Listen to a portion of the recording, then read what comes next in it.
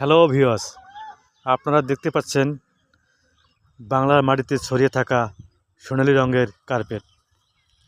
এটাই হচ্ছে আমাদের সরিষার ক্ষেত।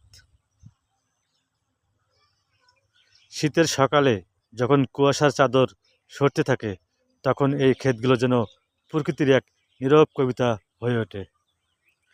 প্রতিটি সরিষা ফুল যেন গল্প বলে, গ্রামের কৃষকের পরিশ্রম আর প্রকৃতির উদারতার গল্প। এখানে মৌমাছিরা ব্যস্ত থাকে মধু সংগ্রহের জন্য, যা আমাদের জীবনে মিষ্টি এনে দেয়। এই ক্ষেত শুধু সৌন্দর্য নয়, জীবিকারও উৎস বটে। সরিষার তেল আমাদের রান্নাঘরে যেমন প্রয়োজনীয়, তেমনি দেশের অর্থনীতিতেও এর ভূমিকা গুরুত্বপূর্ণ।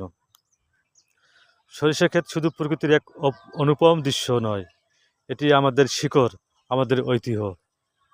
ধন্যবাদ বন্ধুরা, সঙ্গে থাকার জন্য।